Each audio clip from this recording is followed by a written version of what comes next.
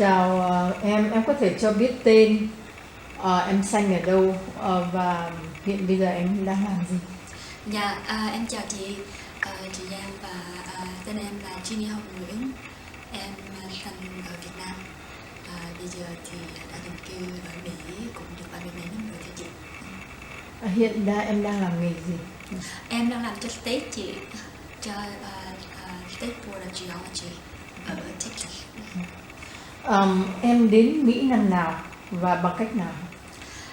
Em là một trong những người đi vượt biên bằng đường tàu, người Mỹ họ gọi là boat people. Thì em rời Việt Nam khoảng cuối năm 79, định cư ở Mỹ cuối năm 80. Anh nhớ lúc đó qua tới New York là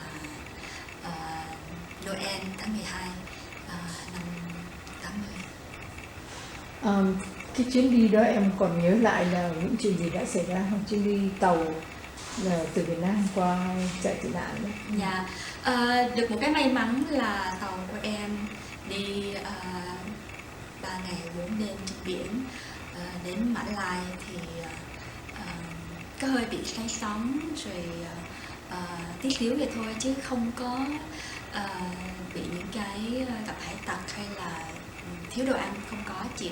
Cũng rất là may mắn mà em biết được là đa số người Việt tị nạn mình mà đi bằng đường tàu như thế đó thì có nguy hiểm nhiều lắm. Cái cơ nguy nó là 80-90%.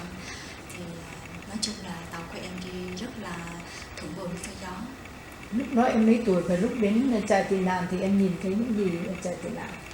Em lúc đó thì lúc đi thì em độ 13 tuổi, khoảng 13-14 tuổi thì em đến Mã Lai, khoảng không có phải là đảo Pulau Pidong. Lúc đó hình như đảo nó đã là quá tải rồi, người tị nạn mình ở đó quá đông, thành ra họ cho cái nhóm của tụi em vào một cái đảo tên là đảo Sheraton ở Mã Lai. Và cuộc sống ở đảo thì dĩ nhiên chị biết là thiếu thốn cũng nhiều, nhưng mà nói chung Mã Lai họ không giống như là Thái Lan hay là những cái đảo khác. Họ cũng rất là tử tế. Tuy cái thời khóa biểu cho mình á cũng rất là khắt khe, đúng giờ thì phải vô trại rồi, không có được la cà ở ngoài, thì cái thời giờ đó cũng rất là nghiêm ngặt, nhưng mà chung chung thì mọi chuyện cũng tốt đẹp.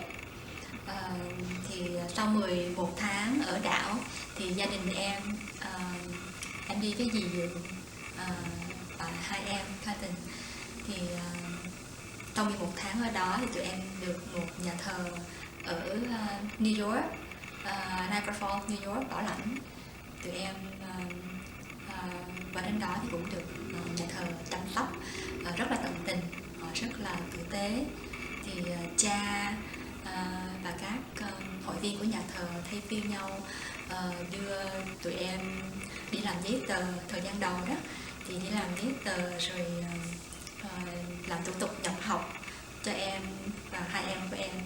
Thì tụi em ở Niagara Falls, New York khoảng 2 năm trước khi về Houston. Em còn nhớ lại cái thời gian em còn ở Việt Nam, lúc bây giờ em 12 tuổi đó, thì em còn nhớ lại là trước đó 4 năm phải không? Trước 75 đó, cái học đường của em trong những năm em học đó thì như thế nào? Tức là cái lúc đó em cỡ 8 tuổi rồi, thì em còn nhớ học đường trước năm 75 như thế nào không? Và sau khi học đường năm 75 đó thì có cái gì khác biệt khi em đi vào trường học, nó có cái gì khác nhau không? Dạ, em nhớ là từ lúc mà còn ở Việt Nam, lúc mà năm 75 trước đó thì gia đình em, tụi em được học trường Thánh Mẫu, là một trong những trường dòng, trường tư. Thì tuy rằng gia đình không có đạo nhưng mà ba em cho tụi em học trường tư. Thì những năm học trường Thánh Mẫu thì tụi em đi học mặc đồng phục, rồi những cái lớp lớn thì các chị mặc áo dài. Một trong những điều là em biết là em thích, em mong lúc đó em chỉ mới học lớp 4, lớp 5 thôi, em phải đợi tới khoảng lớp 6 thì em mới được mặc áo dài, rất là mê áo dài. Muốn mặc áo dài lắm, áo dài trắng, thấy mấy chị đi học mặc áo dài trắng rất là dễ thương. Nhưng mà mình còn nhỏ, không ai cho mặc hết, phải đợi lớp 6 mới cho mặc. Nhưng mà không may là lúc mà em cuối năm lớp 5 thì lúc đó 75 thì mất nước. Sau khi đó thì tụi em bạn phải đi vô trại cải tạo. Còn má em thì tụi em phải dời nhà từ khu gia binh ở Lê Văn Duyệt thì phải về dưới quê. Tại má em lại sợ họ lại bắt đi kinh tế mới này nọ, nếu mình không có đất để mình ở đó, ở vùng quê đó thì phải đi kinh tế mới. Thì gia đình em chọn về đất của nội để sinh sống. Thì đó là đất An Phú Đông, Thạnh Lộc An Phú Đông đó chị. Thì khi tụi em xuống dưới đó thì cũng hội nhập với lại cái nếp sống ở dưới tôi là tỉnh lẻ thì hơi khó khăn lúc đầu, nhưng mà tụi em chị em của tụi em cũng sống được. Có một điều nữa là tụi em đi học lớp coi như là trường làng đó chị, thì em biết được những thầy cô giáo dạy ở đó không được mặc áo dài. Thời điểm đó là họ mặc rất là đơn giản, mặc áo bà ba, đi dạy ta mặc áo bà ba, quần đen áo bà ba. Còn học sinh cũng vậy, đa số là phải mặc áo bà ba, quần đen áo bà ba. Thành phần nông dân phải nói là nông dân.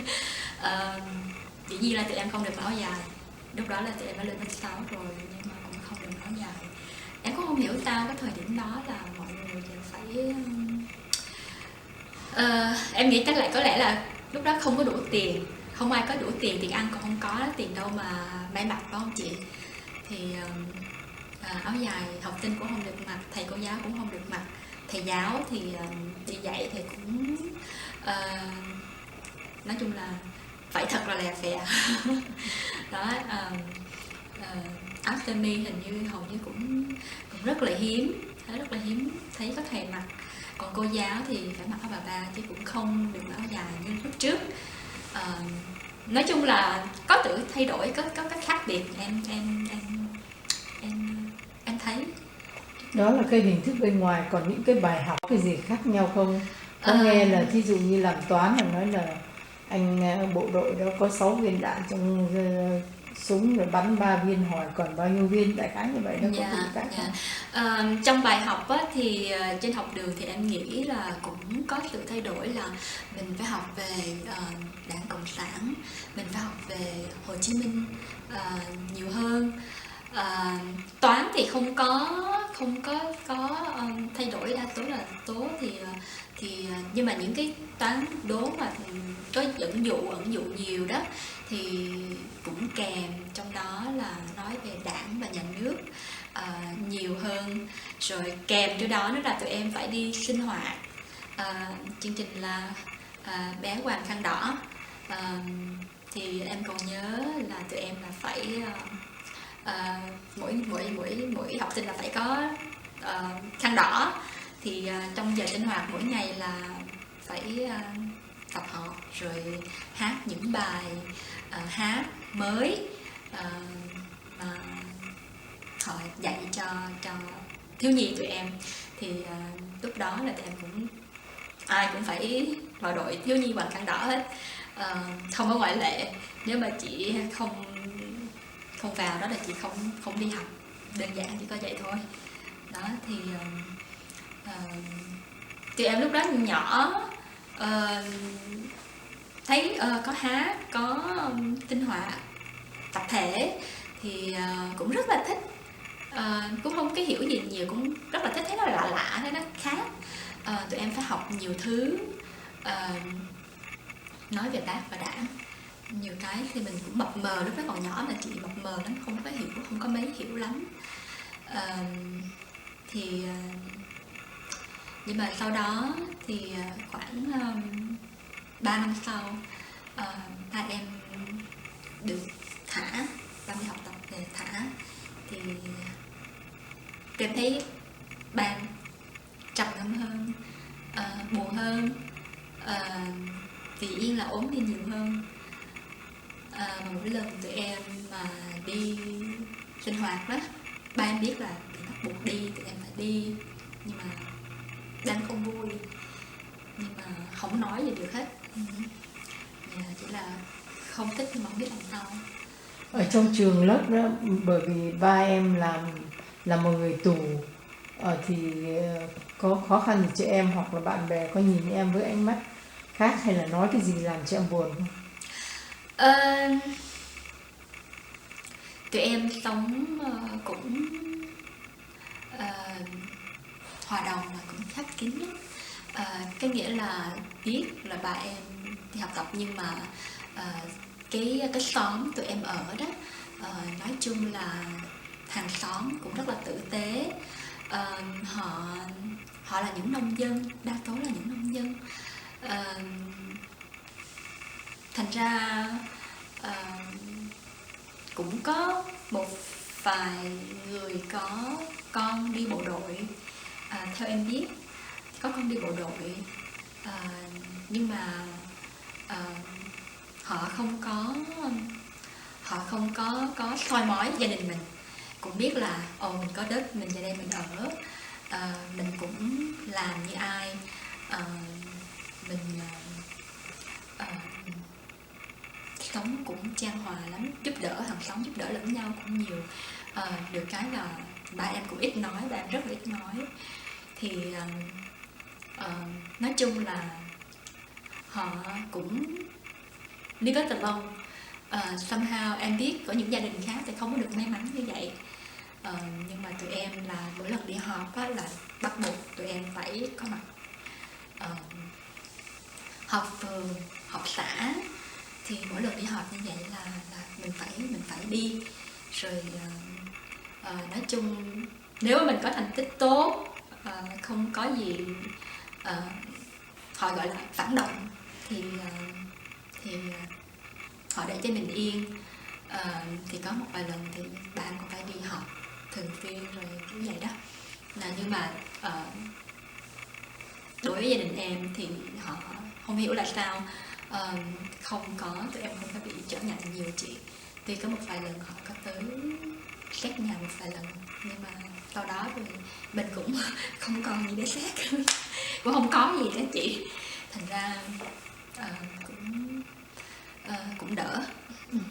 Cái lúc mà ba em mới đi tù rồi má em một tay mà nuôi mấy đứa con, thì bà làm cái gì để sống? Có phải bán đồ nhà đi để sống hay như thế nào ấy? Và cái thời lúc mà mới năm 75 mới vừa mất nước đó, thì gia đình mình cũng khốn đốn lắm. Nói chung là cũng trầm thân lắm chị. Thời điểm đó là má em, nhà em thì năm chị em, rồi ba má em là 7. Thì sau khi ba em đi vô trại cải tạo rồi đó, má em ở nhà lo đàn con 5 đứa, rồi chẳng những vậy còn lo ông bà nội, ông bà ngoại nữa. Thì má em dĩ nhiên là đồ trong nhà nó từ từ nó đi dần dần hết chị. Bộ ghế cẩm lai, bộ ghế salon cẩm lai đi trước rồi nồi cơm điện, rồi bật máy, rồi tivi, rồi tủ lạnh, từ từ nó cũng nó đã trời hết chị. Thì má em thời gian đầu cũng rất là khổ, phải lo cho ba em trong tù nữa. Nhưng mà cũng buôn bán, mà phải buôn bán thêm, là buôn bán đây là phải buôn hàng chuyến đó chị, rất là cực. Có nghĩa là má em với dì em á, dì cả của em á là đi lên những thành phố cao nguyên đó, như là Ba My Thuột. Mình đem mua đồ mang về Sài Gòn, rồi đồ từ Sài Gòn mang lên đó trao đổi, giống như là đi đi vô hàng chuyến, thì gọi là đi vô hàng chuyến. Thì những chuyến đi như vậy rất là nguy hiểm, tại vì chị phải giấu đồ trong người, thì công an họ không cho mình đi. Thế nên nhiều khi mấy em muốn mang thịt mang cá từ trên 30 thục về cho tụi em ăn, phải bỏ trong người, nghĩa là bỏ trong người xong rồi bao lại cho kỹ, giấu cho kỹ, chứ còn nếu họ mỗi lần họ lên xe đò hay xe lam, họ xét, họ lục giỏ của mình, có đồ họ cứ lấy. Có nhiều khi lấy mất cả vốn đó chị. Mấy em đi mà nhiều khi xui xẻo là cái nhóm người lên đó là họ lục, họ lấy hết, không còn gì hết, nó là về tay trắng đó. Rồi, đến khi ở lúc đó là bao nhiêu người anh chị em đi cùng với em, với bà dì em, hay chỉ có một mình em thôi? Dạ, gia đình em thì năm 75 có một cái biến cố lớn, nhất là đối với gia đình em, thì đó là lúc ba em vừa mới đi học tập cải tạo xong, là ở nhà em có đứa em út. Lúc đó em của em được 5 tuổi thì bị mắc bệnh sốt xuất huyết chị. Nhưng mà thời điểm đó là bệnh đó rất là còn mới. Sau này em nghe nói bệnh đó là những người họ mang từ ở rừng về, em không biết có phải không. Rồi cái bệnh đó rất là còn mới. Thành ra khi mà em đứa em út của em bị mắc bệnh đó chị, thì sốt, có nóng sốt vậy đó, mà không có ở nhà, không ai biết, chỉ tưởng là cảm thường thôi, cảm toàn thôi. Thành ra cứ cho uống thuốc mà thấy 3 ngày rồi mà thấy không bớt, không có thuyên giảm. Thì với lúc đó mà em đi vô hành chuyến không có ở nhà, thì ông ngoại của em với chở em vào bệnh viện Nhi Đồng.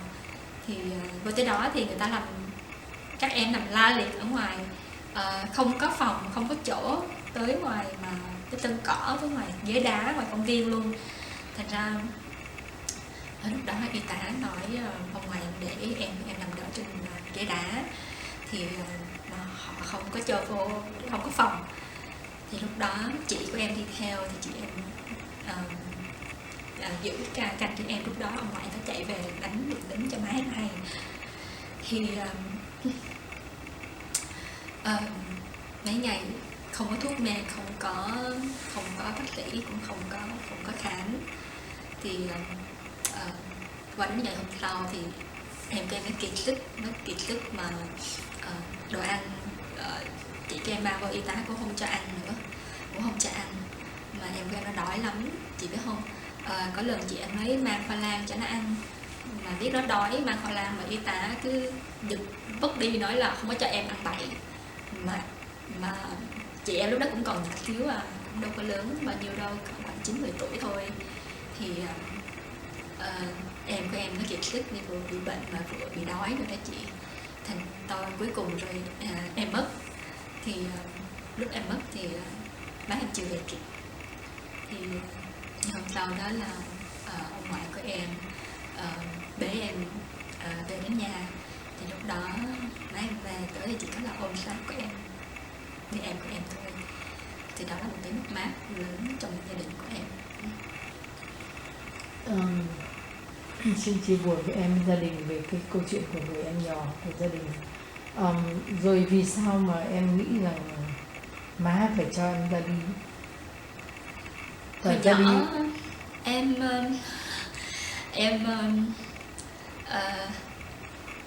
em eo uột lắm. Hồi nhỏ em yếu đuối, eo uột lắm. Năm 12 tháng là em đi bác sĩ hết 12 lần. Cái thuộc loại là nắng không ưa, mưa không chịu á chị. Cái bệnh liên miên, yếu lắm, ra nắng tí là say sẩm rồi dễ bệnh lắm. Mà lúc đó, thời điểm đó thì thuốc men lại thiếu thốn. Nó đi làm vay tiền cũng không, vay tiền ăn cũng đã khó rồi, mà nếu mà tính thêm tiền thuốc men nữa thì sợ, mấy em sợ là sau này em dễ bệnh lắm. Quên nói chị một điều nữa là sau khi em của em mất đó, thì cái người kế bị sốt xuất huyết là em. Em là người bị sốt xuất huyết.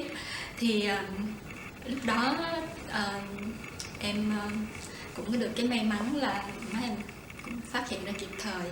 Tại vì má em cũng đi của mình, mà em hồi nhỏ em cũng ít nói lắm, có bệnh thì có mệt thì cũng không có mè nheo má, cũng không có chỉ nói là em bệnh, em tốt, em chỉ nói má là em mệt thôi.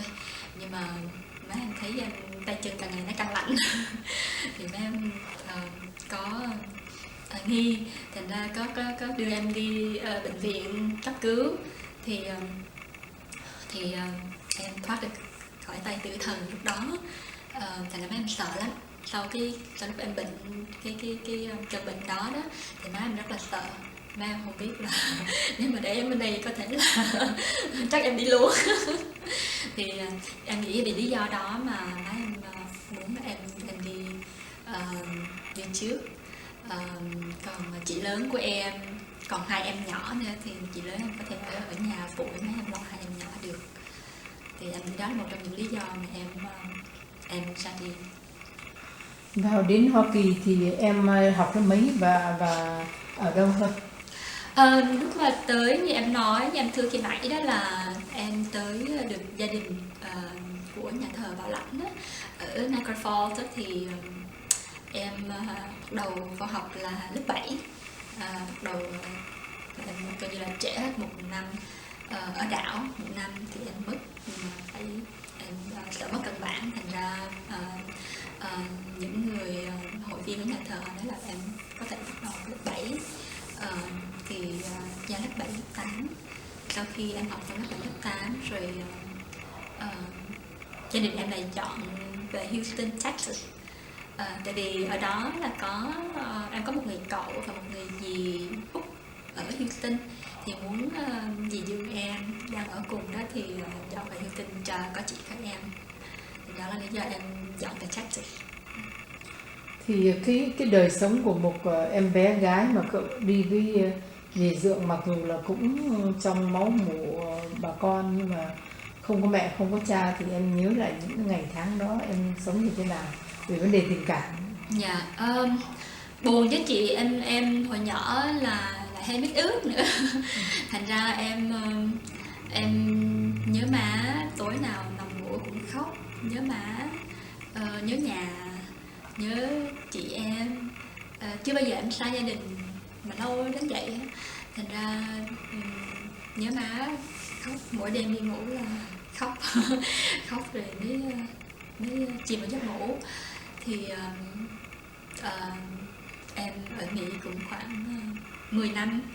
Thì trong thời gian đó em có làm với Bảo Lãnh để mà Bảo Lãnh gia đình qua. Thì sau 10 năm thì em được cái may mắn là được gia đình được đoàn tụ, được Bảo Lãnh, được ba má em và chị em của em còn lại.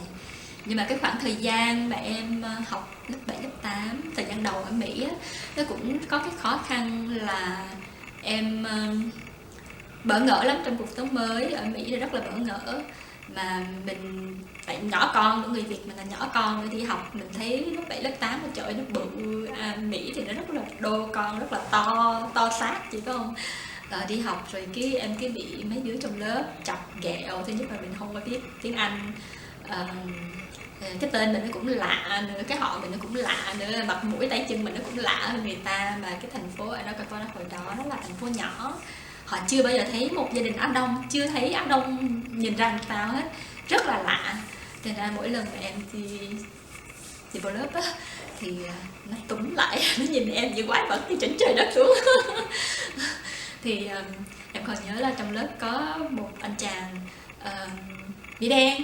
Anh chàng đó mặt mũi dễ sợ lắm, tại hồi lần đầu tiên mình thấy bị đen, nó rất là đen, mà anh chàng này có nước da rất là đen bóng luôn đó, và mặt ảnh nhìn cũng rất là ngầu. Ảnh cứ đi theo ảnh chọc em. Cái tên của em tên Việt Nam là tên Hồng. Ảnh theo ảnh cứ chọc Hunguru, ảnh cứ theo là em tới vô lớp là ảnh chọc tao mà em khóc thì thôi. Thì mình vừa sợ mà mặc cảm, mà không biết nữa. Lúc đó buồn lắm chị, buồn lắm. Mà lại không có diễn đạt được, không có nói được, thành ra ấm ức chỉ có khóc thôi. Nhưng mà Sau này cô giáo biết, cô giáo phạt anh chàng này, rồi thì nói chung là con nít, em thì lúc đó thời điểm đó mình cũng còn con nít, thành ra cũng dễ quên lắm chị, không nhớ đâu. Không nhớ đâu, cũng không nhớ gì đâu, nhưng mà đôi khi cuối năm lúc mà em chuẩn bị dọn nhà đi coi sách rồi đó, thì ảnh có tới ảnh xin lỗi. Anh chàng có tới xin lỗi, xong rồi lúc đó tiếng Anh của em cũng đỡ một tí rồi, cũng hiểu được một tí, nói được một tí rồi, thì ông chàng cũng xin lỗi, cũng nói là ta chỉ tập cặp này cho vui vậy thôi, chứ còn không có biên gì hết. Thì nói chung là thời gian đầu cũng có gặp rất nhiều trở ngại trong vấn đề ngôn ngữ, nhưng mà sau này thì em cũng đỡ rồi. Quê Nam đó thì ở trong sách vở đó họ gọi những người miền Nam là gì, nhất là những người lính như ba em mà làm sĩ quan ở trong quân đội, họ gọi là Ngụy đó chị. Ngụy, tụi em là con Ngụy. Dạ, con Ngụy. Ngụy có nghĩa là gì? Ngụy em nghĩ là em cũng không hiểu tại sao họ gọi tụi em là Ngụy. Ngụy, người dân nước Ngụy, có thể là vậy. Cái gì giả dối hay là em nghĩ cái ý của họ là như vậy, thì không hiểu là tại sao họ lại gọi người miền Nam, nhất là những người của quân lực Việt Nam Cộng Hòa là Ngụy. Thì em cũng không biết lý do tại sao họ lại gọi mình như vậy. Như là những cái từ đó là họ dán ghép cho những con em hay những người đã làm việc của cái thời Cộng Hòa thời trước. Cái lúc đó khi bị gọi như vậy em có buồn không, một cái phản ứng như thế nào? Hồi nhỏ thì không hiểu nhiều. Nói chung là không hiểu nhiều gì hết chị. Tụi em hồi nhỏ ngây thơ lắm. Lúc đó gia đình cũng ít cho tụi em tiếp xúc với bên ngoài. Hồi xưa ở trong khu gia binh thì tụi em má cũng nhốt tụi em trong nhà nhiều hơn chị em chơi với nhau thôi, cũng ít có tiếp xúc, ít có bạn bè ở ngoài á, thành ra khờ lắm chị. Khờ lắm, không biết gì nhiều hết. Thành ra cái gì đối với tụi em, mình chỉ biết là một cuộc đổi đời, cái gì nó cũng lạ lẫm hết, không hiểu nhiều. Em biết là người lớn thì họ có những cái ưu tư của họ, mà hình như không có muốn tụi em lo, thành ra không có chia sẻ nhiều. Tụi em thời đó mới lớn và không hiểu, chỉ biết là gia đình mình có một cái thay đổi lớn, cái hoàn cảnh nó thay đổi, rồi nó có khó khăn hơn. Chỉ biết là một cái chế độ nó đi xuống một chế độ khác, đi lên, nhưng mà thấy có sự sa sút, có sự sợ hãi, lo âu từ phía người lớn. Tụi em lúc đó không có rõ, không có biết nhiều về chế độ cộng sản là như thế nào, chỉ biết mang máng nghe người lớn nói, rồi chỉ biết vậy thôi. Sau này lớn lên là tụi em mới hiểu, hồi xưa thì lờ mờ lắm chị. Bây giờ hỏi em là khi sang đến bên này em học như vậy là lớp middle school, rồi lúc lên high school em còn nhớ là em có được học lịch sử gì Hoa Kỳ hay không, và trong lịch sử đó họ có nói gì về cuộc chiến tranh Việt Nam không? Nếu có học thì em nhớ là bài học đó như thế nào? Lúc mà học về lúc mà sau này lên high school thì có khi lịch sử thì không nói, đa số họ chỉ nói về lịch sử của Hoa Kỳ chứ không có nói về cuộc chiến của Việt Nam. Chỉ có khi tụi em bắt đầu lên lớp 12, tụi em khi mà đang học về government thì họ cũng có nói về cuộc chiến của Việt Nam. Và sau này lên college thì em có lên lớp, thì lúc đó là họ có nói về cái cuộc chiến của Việt Nam, nhưng mà cũng không có nhiều. Em đa số là em đọc sách bên ngoài, em đọc sách thêm, rồi em tìm hiểu thêm, rồi em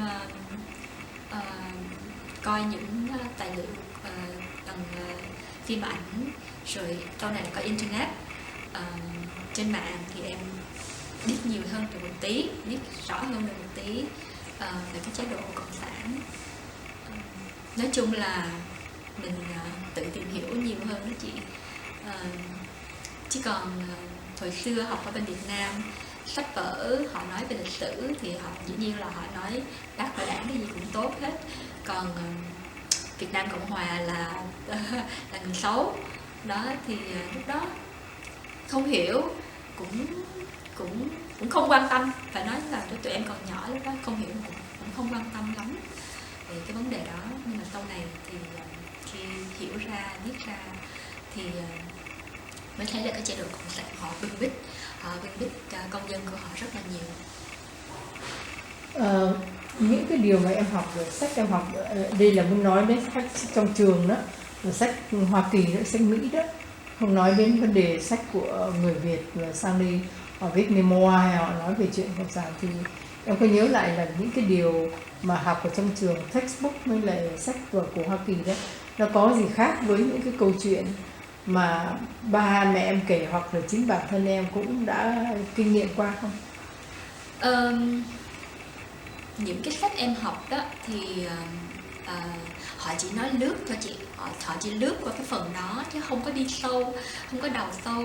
Thành ra tụi em học chỉ biết là cái thời điểm đó, năm đó chiến tranh Việt Nam bắt đầu từ lúc nào và chấm dứt từ lúc nào, rồi tổng thống thời đó là tổng thống như là trước đó là Johnson và Nixon về cái vấn đề Watergate, thì họ chỉ nói sơ qua thôi chứ không có đi chi tiết gì, không có đi chi tiết. Thành ra cũng không có gì là đáng kể hết. Mà lúc đó em học thì họ nói giống như là cái chiến tranh Việt Nam, theo em hiểu là họ nói cái chiến tranh Việt Nam không bị dân Mỹ họ phản đối, nước Mỹ phản đối, nhưng mà họ chặn đặng đường, họ phải cuộc chiến đó phải tiếp diễn, như là phải xảy ra. Nhưng mà cái phản ứng của người dân nước Mỹ lúc đó là chống lại chính quyền, chỉ có vậy thôi chứ họ không có đầu sâu. Bây giờ em có muốn nói cái gì thêm mà chúng tôi chưa không có hỏi, có em có điều gì mà nói nữa không? Em thì cũng rất là cảm ơn cái đất nước thứ hai đã cho người Việt tị nạn của mình một cuộc sống mới, khác hơn là cái chế độ mà gia đình sống. Họ cũng đã mở rộng vòng tay để mà đón người tị nạn đến ở đất nước của họ. Tình trạng em cũng rất là cảm kích. Em thì nói riêng và em cũng nghĩ là tất cả người Việt lưu vong nói chung cũng rất là cảm kích cái vấn đề đó. Nhưng mà tuy nói là mình ở Mỹ, cái thời gian ở Mỹ nó lâu hơn là cái thời gian ở Việt Nam, thì chị cũng biết là em đi lúc đó chỉ có 10 mấy tuổi thôi. Nhưng mà ở đây sống thì mấy chục năm ở Mỹ, chỉ có 13 năm ở Việt Nam thôi. Nhưng mà lúc nào em cũng nghĩ mình là người Việt Nam, lúc nào cũng là người Việt Nam chứ không phải là một người Mỹ. Và trong em có một cái mơ ước, cái lúc nào mình cũng hướng về quê hương đất nước của mình, và mong một ngày nào đó quê hương mình thật sự có hòa bình, để mà trở về, người Việt mình có thể tự do trở về Việt Nam sinh sống. Thì đó là cái niềm mơ ước của em.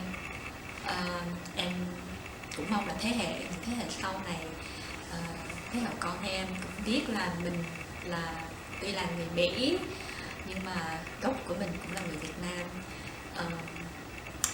Thì một ngày nào đó có thể là mình sẽ được quay về đường 1999 quay về, vì đó là quê hương của mình. Bây giờ thì trong nước có nhiều cái bất công đối với riêng một vấn đề là tuổi trẻ ở Việt Nam không được tự do, không có tự do, nhân quyền là một, thì họ bị đàn áp, bị chính quyền của đất nước mình đàn áp, thì cái đó là một cái chuyện rất là đáng buồn, mà em nghĩ sớm muộn gì cũng phải em hy vọng sớm muộn gì cái chế độ cũng phải giải thể, để Việt Nam mình có một cái tương lai sáng rạng hơn, tuổi trẻ sẽ có một cái đường hướng đi tốt hơn. Và cũng em nghĩ cũng là một điều tốt là đa số tuổi trẻ hiện nay ở trong nước họ cũng nhìn thấy được một cái chế độ không có công bình đối với con dân của họ, với lại coi như là kiến thức của tuổi trẻ bây giờ họ được mở mang nhiều hơn, thì đa số họ được đi du học thì họ lại thấy những điều mà nhà nước Việt Nam nói hoàn toàn không có đúng, không có sự thật. Và em cũng nghĩ là hy vọng trong tương lai thật gần mình sẽ trở về Việt Nam, và em rất là hãnh diện là người Việt Nam, là một người Mỹ gốc Việt, thì rất là hãnh diện, lúc nào cũng vậy.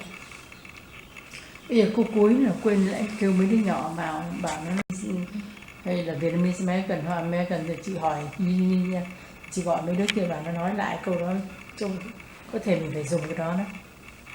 Okay. Jimmy, what are you consider yourself as? For me, I consider myself a Vietnamese American, and I'm proud to be Vietnamese American.